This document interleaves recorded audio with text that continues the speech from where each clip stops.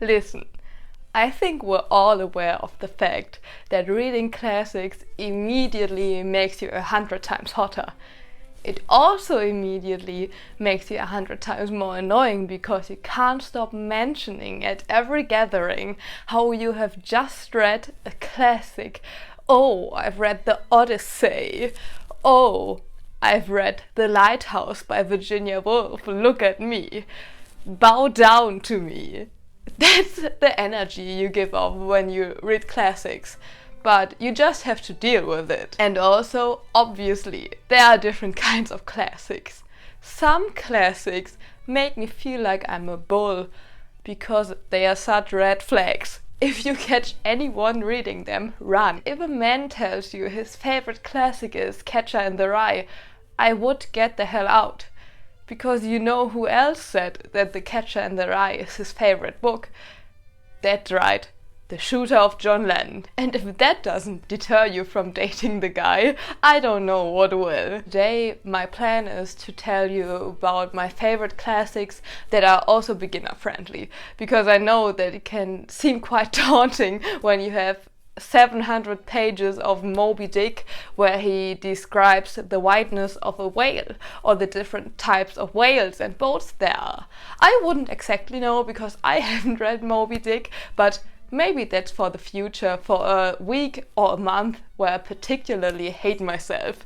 For all of these reasons, I've come here to show you that classics can be fun, and oftentimes they just are. And those are perfect picks for when you want to get started with your journey into the classics.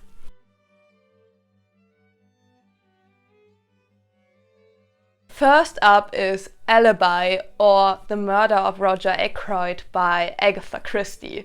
And I chose this one in particular because it's my favorite. This is actually also one of the books I often listen to as an audiobook to fall asleep.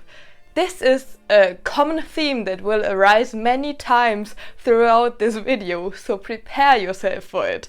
But coincidentally, I think that's also one of the best ways to get into classics, to listen to them as audiobooks, because sometimes when there's language used that isn't so commonplace anymore, or that just seems very old-timey, it's much easier to listen to it than to try to struggle through it. Agatha Christie is so recent that it's quite fine to read the books. And I know that some people don't classify those books as classics, and I think that's just because they are so much fun. I think it's frankly dishonest to say that those are not classics. So let me tell you a little bit more about The Murder of Roger Ackroyd. This is one of the books where Poirot investigates.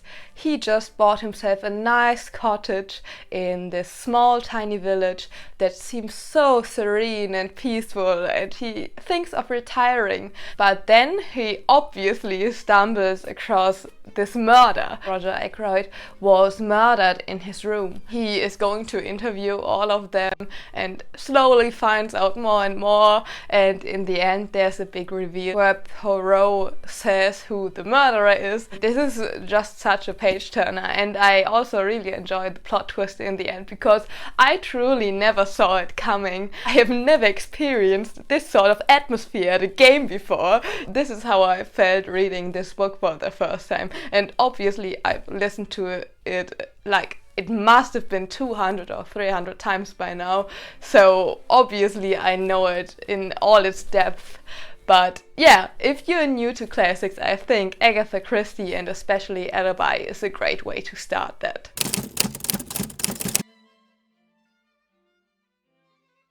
Next up is a book I don't even own a physical copy of because I have only listened to it as an audiobook.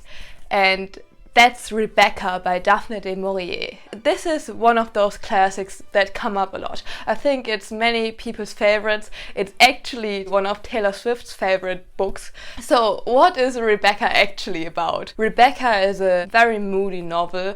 It's very gothic, and it takes place in Italy, where a wealthy man meets a young woman who remains unnamed for the rest of the book. Rebecca isn't actually the name of the protagonist, she just has no name, which is one of the first interesting things about it. And then they get married at the last day of his stay there, and she goes back to England to this mansion, but something is weird about it, because she somehow feels like everything is haunted by the former wife of her husband, who is Rebecca, because everyone seemed to have loved that woman. She seemed to be such a great person, and everyone just speaks highly of her. And the protagonist of the book just feels like she's not enough and she'll never be enough, and she feels like her husband will never love her the way he loved Rebecca. And in the end, there's also a big plot twist, even though I wouldn't classify it as that. But yeah, trust me, read Rebecca. It's also a very quick read, it isn't that long, and the suspense and the mystery just makes you want to keep on going and reading, and I think you can easily finish that one in a sitting or a day. I also think it's super beginner friendly again, because the language is not too old-timey or too convoluted in the sentences, and yeah, I think you should definitely give it a go.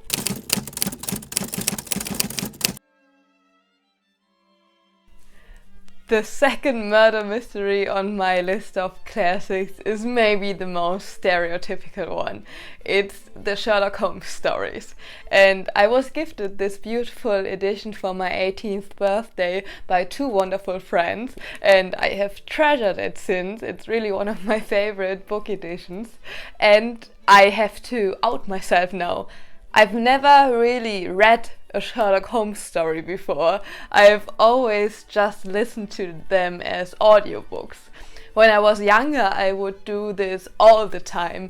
When I was cleaning my room, when I was doing something that didn't require any mental capacity, like baking, or better said, helping my mother to bake, because she was such a big fan of the Sherlock Holmes audiobooks. And that's basically how my love for classic murder mysteries started, I would say, and especially for Sherlock Holmes. I don't think I need to say much about the protagonist. I think everyone knows Sherlock Holmes. But what really shines in those stories is, first of all, how stupid John Watson behaves all the time. Sherlock keeps on doing the same stuff, and Watson is surprised by it every single time. We love to see it. And of course, my favorite story is The Lady and the Pince-Nez. I don't know which one it is in English, I will put it on the screen. And I also enjoy the one where Irene Adler appears. Even though I've heard that there were so many rumors that Sherlock Holmes was gay back in the time when Arthur Conan Doyle wrote it, that he had to write a woman in there, which was Irene Adler, to like defy some of those rumors. And if that's true, that's just proof that Sherlock and Watson are a thing, which I think can be concluded from the text. I think there's actually some seminars at universities about the homoerotic subtext of Sherlock Holmes, but don't quote me on that. It might have been like a fake post or something. But yeah, what really shines in those stories is just the sheer genius of Sherlock Holmes, that is unlike in the television series Sherlock, which I also used to love. Now I feel a little bit more lukewarm about it, especially because of that scene where Sherlock is like, yeah, that's definitely the phone case of an alcoholic. Nobody else would miss the charging port with the charger. And now every time I miss the charging port, I'm like, oh no, fucking hell, Sherlock is gonna think I'm an alcoholic. In this book, he draws conclusions that really make you think like, oh yeah, I could have done that if I had only known those things. And I think that's always been what Sherlock Holmes has been about. The originals are definitely good, even though Arthur Conan Doyle himself hated them. But yeah, that's neither here nor there. My fourth recommendation is one you can't see because it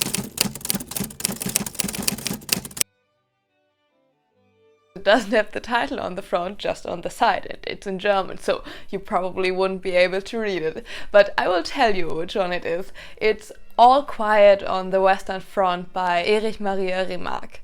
And I think this is one of those books which should be mandatory to read once in your lifetime. I know that in Germany, I think many grade 10s have to read this one, and I just think everyone should, because this really shows the atrocities of war, and it shows that no matter if you're the main character or how trained you are, your survival is based on chance. And it's nothing but that.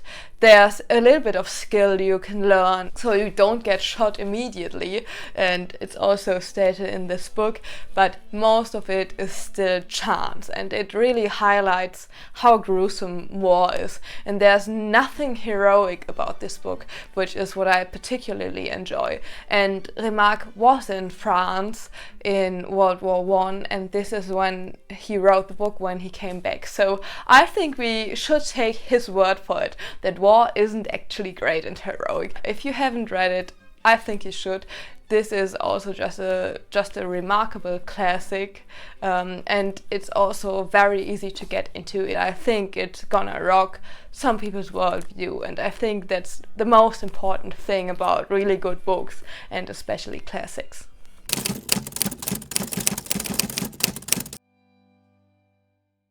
The last recommendation is Oscar Wilde, and specifically Oscar Wilde's plays, because I think that Dorian Gray is a little bit more advanced, because the sentences are very long and it can get boring for some people who don't enjoy that kind of writing style, but the plays are very short. I think this one has like 70 pages or something. It's a woman of no importance, and most importantly, they are funny. Oscar Wilde was just a funny guy. That's just how I would describe it.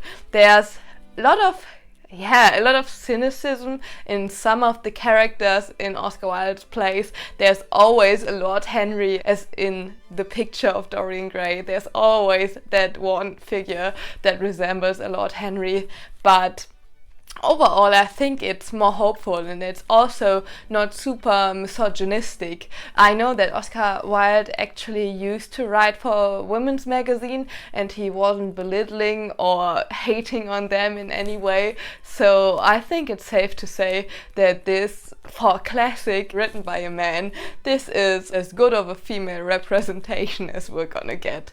But if you're a little more advanced, or you feel a little more adventurous, and you want to venture a little more into poetry, I would recommend to you my favorite piece by Oscar Wilde, which is The Ballad of Rading Gaol.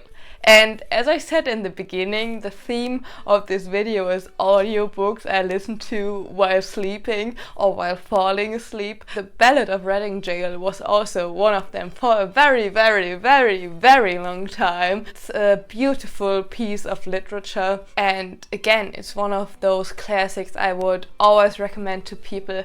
And while I think it might be a little more advanced, I think it's pretty beginner friendly. If you're just starting out with classics, The Ballad of Rading Gaol would also be for you. But if you're not into poetry that much, again, I would just go for the plays, because they are fun, they are quick, it's all you could want from a classic, and it's really going to teach you that the most important thing with classics is to have fun with them.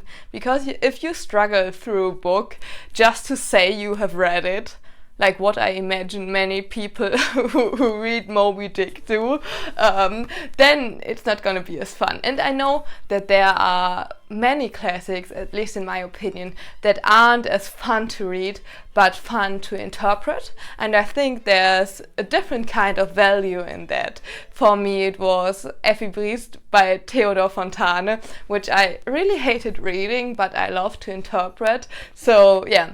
If you love interpreting, I could do a separate video on which classics are the most fun to interpret. I think that would also be great if anyone is interested in that apart from me. That's all the beginner-friendly classics I'm going to recommend for today, and I would love to know if you have read any of them. So if you want to leave a comment, I would greatly appreciate that. And if you have any more recommendations for classics, beginner friendly or a little more advanced, I would love to hear them, because I always enjoy myself a classic. And with that, I'm gonna see you next time.